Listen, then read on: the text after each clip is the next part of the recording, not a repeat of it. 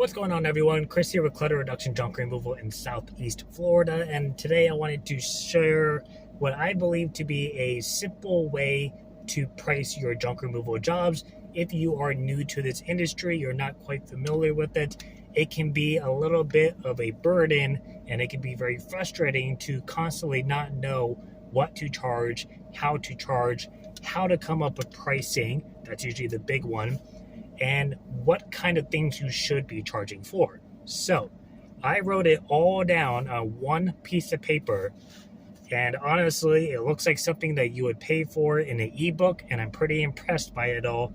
I made it super neat, and I have all the examples I think somebody starting off should know. Now, typically, people don't like talking about pricing and giving their price sheet as an example because location is going to drastically alter what you charge versus what somebody else's charges. So, for example, in my area, a typical full load, which could be a very big difference depending on the size of your truck, is probably around the high 500s up to 700, depending on if it's a private company or a franchise.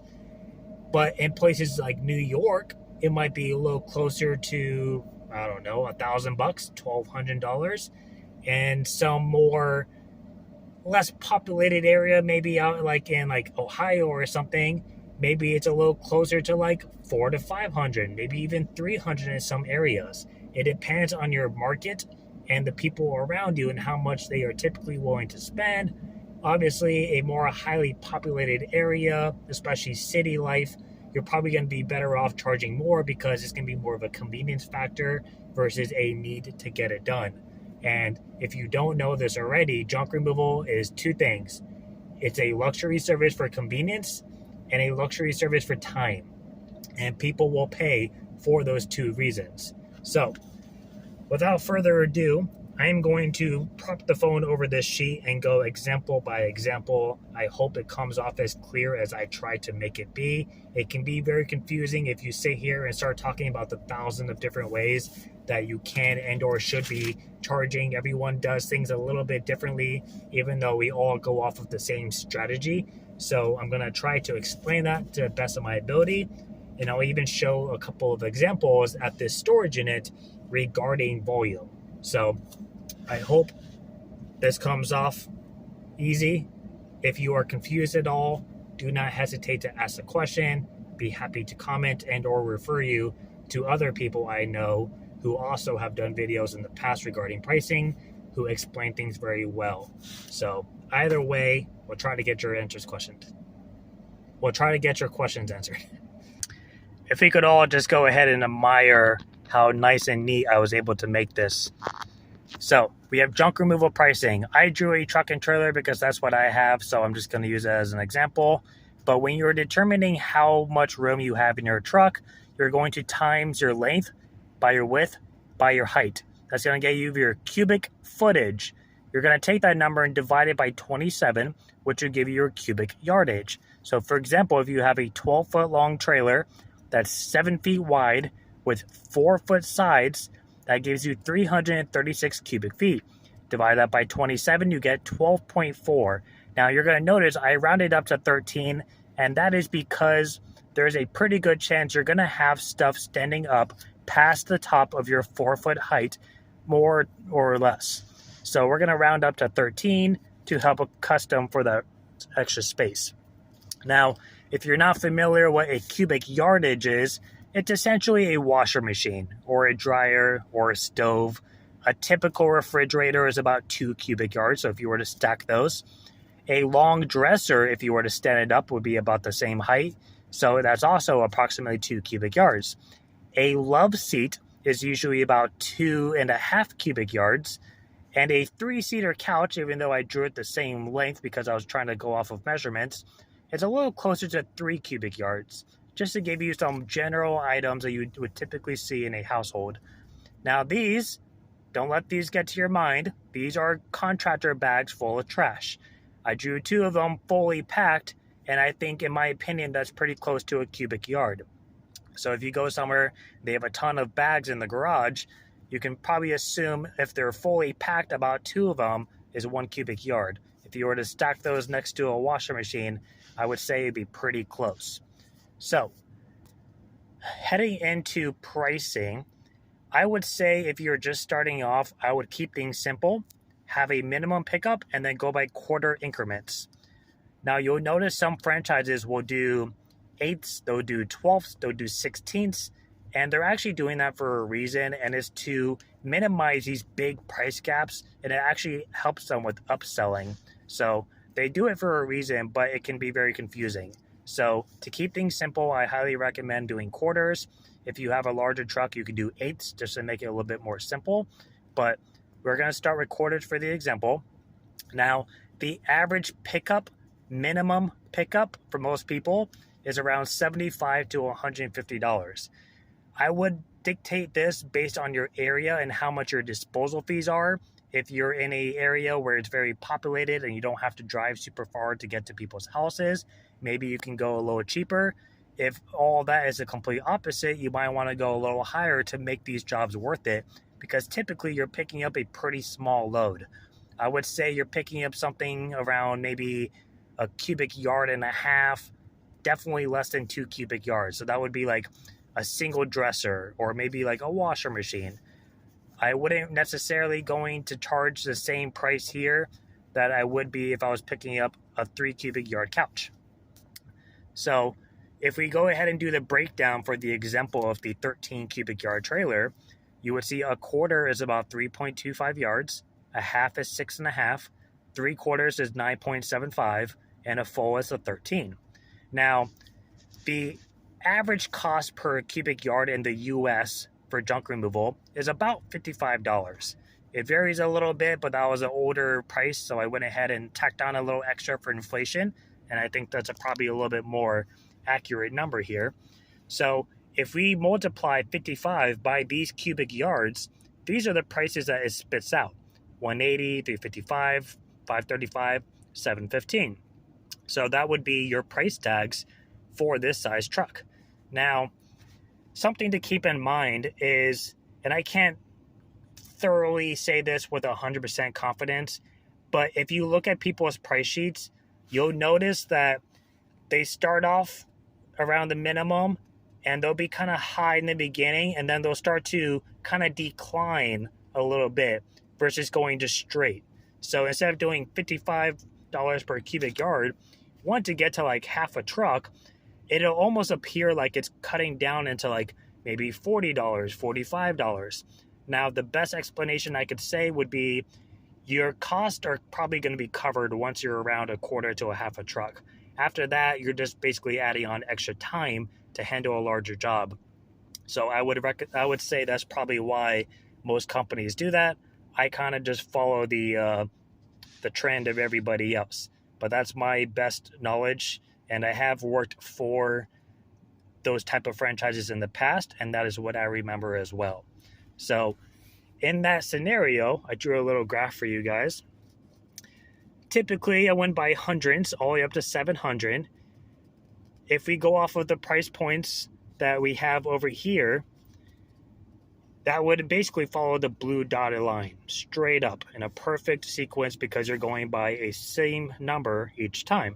But a more competitive option would be a little bit of a curve. Not drastic, we're not going down like this, just a slight curve.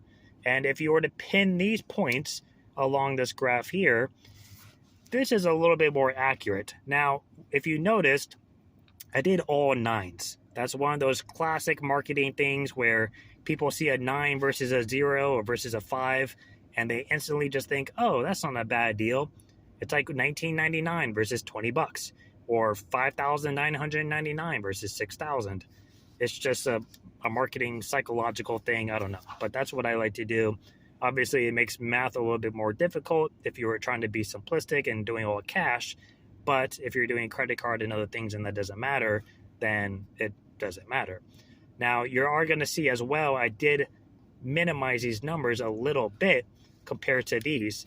And honestly, that's just going off of my knowledge of pricing and what I would typically expect to see when dealing with these volumes. So I took that 180, knocked it down to 179. Makes it look just a little bit better. The half truck, instead of 355, I did 349. Not quite double, even though you're doubling the overall volume. It's that slow curve up. Next up, instead of doing 535, I dropped it down to 519. Your expenses are already covered. Now you're just covering that little bit of extra time. So again, you're not doubling it, even though you're doubling the size. Next up, instead of 715, which would be way up here, I dropped it down to 609 because that's a more common price tag per this size truck. So you have to be competitive, and that's where you need to find out what your competition in your area is charging, so you know where to roughly pin yourself, so that way somebody doesn't call and say, hey, I have a full load worth of stuff, how much do you guys charge? And you say, oh, we're $715. They're going to say, wow, that's a little bit much. I know other places that charge closer to the low 600s. I'm going to go call them. Now, if you had said 609, you're going to be a little bit more competitive. And at that point, they might say, all right, well, we already got you on the phone. When can you come out and give us an estimate? That's all you're kind of doing. So I would start off with these numbers and then tone it down just a little bit based on your clientele and your competition around you. Now, something we didn't talk about yet is timing. So the national average with two guys to load a truck, which is very, thin blur lines because you don't know the size truck. But typically, a minimum pickup should be pretty quick. You're looking at less than 15 minutes. That's to go in, pick up a dresser, and leave. A full or quarter load would be about 30 minutes. Half load, an hour. Three-quarter load, hour and a half. Full load, 2 hours. So you should be able to fill up your whole truck in 2 hours and be on your way. If for some reason that is taking more time than otherwise allocated, you would refer to your extra charges. One of them being time. So you have your volume that you're charging for. Now you have a time factor. So extra examples would be a bagging fee. If you're going to a storage and there's a bunch of trash on the floor, you wouldn't want to just throw that in your truck as is. You would want to bag it up so you don't make a mess. So you would want to charge extra time for the bagging. Or if you have stairs, everybody knows if you take something on a dolly and roll it out to your truck, super easy and quick. Add a staircase in there. Now you gotta use a hand truck. It's a little bit more tricky. You may need extra help. It's gonna take you longer. Maybe you have a really long walk from the front door to your truck. That's gonna add up over time if you're making a lot of trips. Maybe you have to disassemble a bunch of stuff. Maybe an entertainment center or a complicated IKEA bed, or maybe like a cubicle desk in an office. Those can get kind of time consuming. So you would want to charge extra time. A lot of places do 15-minute increments. Some people do hourly. I do a little bit of both depending on the job. And then in addition to timing, you would want to charge extra for debris. And that's basically construction debris. And the reason being is debris is a little bit more dense material in weight. So even though we're charging by volume, when you go to the dump, you're charged by weight. And I can take a full load worth of household goods and it maybe costs me, $50. But if I do a full load of construction debris, that might cost me double to triple the amount. So I'm going to want to account for that and add on a little extra. Maybe I charge an extra $50 or $100 to make up for the extra weight. So that's just kind of an overview. There is definitely a lot more that goes into it, but I would start with this, and you can add on to stuff as you get more knowledgeable with junk removal and you're a little bit more familiar with how things work and what works for you. So I hope this is a pretty clear example. I'll go ahead and throw up a screenshot of this on the video, and if you want to screenshot it and use it for yourself, you can. But make sure you check with your local competition so that these numbers, they're just going off of the national average, and then I just trimmed it up to make it look pretty. But if you're in like LA, this is chump change. If you're in like the middle of nowhere, this is a lot.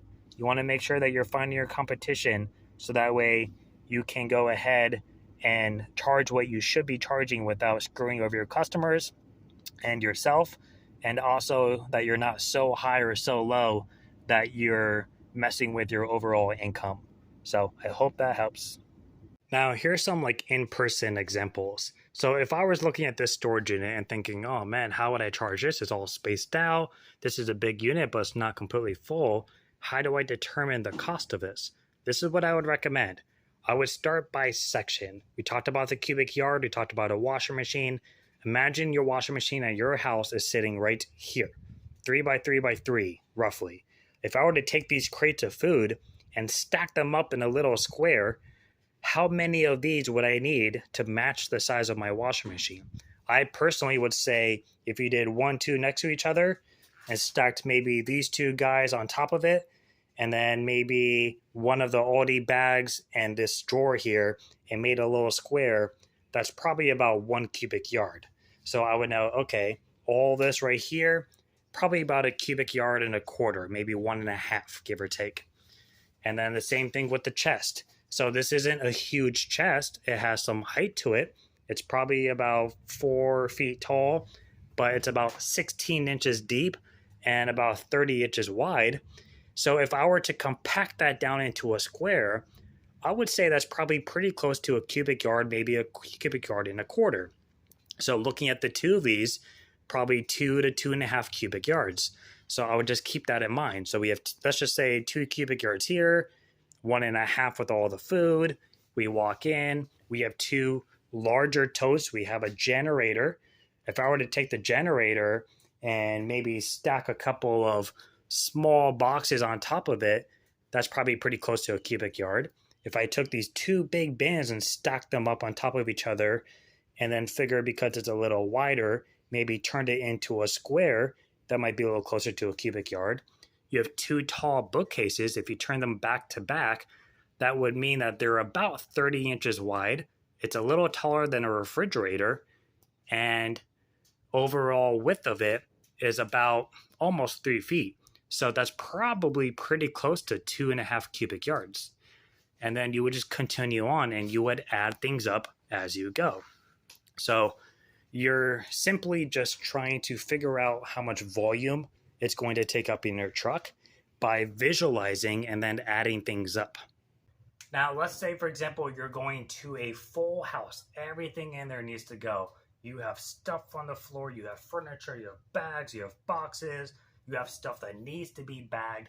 How the heck do you do that? This is what I personally recommend.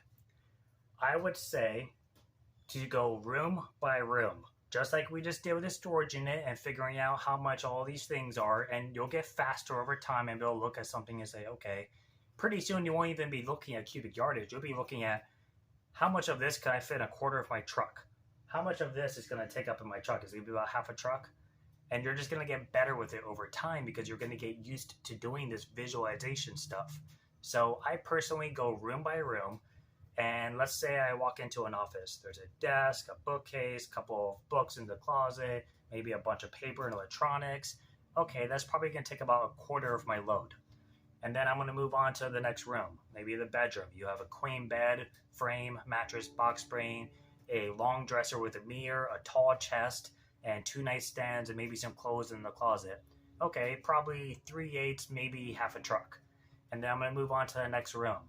And between those 2 rooms alone, that's pretty close to about 3/4 to a full load if you were to factor in the bagging that you're going to have to do.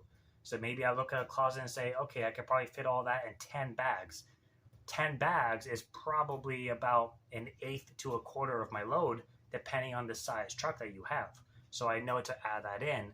So just like that, those 2 rooms, full clean out, is going to be 1 load. Now we head into the living room. Maybe there's 3 couches all together, coffee table, a nightstand, a TV stand with the TV on it. If I were to stack that all up in my truck, that alone might be 1/2 to 3/4 of a load, depending on the size. I'm going to move on to the kitchen. There's a small dining room table. There's a bunch of stuff in the cabinets. Again, I'm going to have to bag all that stuff up. Maybe I end up filling 10 bags again. Okay, 10 bags, 1/8 of a truck. The dining room table, the chairs, maybe a little buffet table on the side. Let's just call it 1/4 of a truck. All right, I'm going to add that to the list. And as you go, you will constantly be adding the volume. You're going to look around and figure out, okay, about how much time am I going to need to get all this stuff together and bring it out to my truck? Is it a long walk back to the truck? Do I have to go downstairs? Do I have to go down elevator floors? what are my logistics surrounding my job, and then factor that in. If you're fresh off, if you are brand new in this, you've never had to do a long walk, you've never had to deal with stairs, you've never bagged anything up or clean out, you're not really gonna know. Personally, I would just guesstimate. I would just tack on a couple of hours of time. If you end up coming out a little earlier, cool, extra profit. If you come out a little out, and maybe you're a half hour behind or maybe an hour behind, take the loss, use it as a learning opportunity. So next time, okay, that one time we did a clean out, it took about a half hour for me to bag up that closet, and I got about 10 to 15 bags out of that. So I know on average to fill up 10 bags is probably about 25 to 30 minutes of time. And then you can start using that now in the future. So every time you do a job and you price these things out, you are actively learning, because guess what? You are then going to start the action of it. So you created a plan, now you're doing the action. Just like an experiment we all learned back in high school, the scientific method, I believe it was called. Sorry, not high school, elementary. We all learned that you start with a problem, hypothesis, experiment, and then whatever the next two were, I don't even remember. But every time you do an experiment, you would change it based on what your results were, so that way next time you come out with a better result. So that's all we're doing, is trying to do it and then learn from it. All right, here's one more for you guys. I'm at my storage unit, and this pile has been growing little by little. So you have a 3-seater couch. I've already checked it once before. It's a sleeper sofa, so it's a little bit more weight. You want to count into that when you're looking at jobs. You got a little end table, another little end table on the left. You have a dining room table. I don't see the legs. A couple of boxes. They look empty. You have a little side table there in the middle. No glass. Whatever it was is missing. You have a fabric headboard. Doesn't look super heavy. And then you have the side rails and the footboard. It's actually probably a king size, but there's no box springs, no platform, no mattress. So altogether, if you were looking at this, what would you charge to put it in your truck? Personally, I look at that sleeper sofa and I think, okay, let's just go ahead and assume that if you were to break that up into 3 pieces, it's probably about 3 cubic yards. That little dinky end table there, let's say the one there and the one over on the other side, throw those together, it's a cubic yard. The bed pieces in the dining room table are flat pieces because they've already been disassembled. So together, that's not going to take up a whole lot of room. So let's just say all that stacked up next to each other along with the boxes, probably about 3 to 4 cubic yards. So altogether, I would say you're probably looking at about a half to 3/4 of a load, depending on your size truck. So when you go to tell the customer, hey, I think this is probably going to be about half to 3/4 of a load, whatever that price may be, it's something you can pull right up to so you don't have to worry about timing. There's not really a whole lot to bag. I mean, there's a little bit down there on the bottom, those blankets and stuff. You could probably throw that in 1, maybe 2 bags. Honestly, I wouldn't even charge for that personally. I would just tack it into the job and create a happy client out of it so I can get some repetitive work in the future. If there was a ton of trash all over the floor, then sure, maybe tack on an extra $20, $30 or something. But for the most part, that's a pretty quick load because you can pull right up to it. So that's just another example for you guys.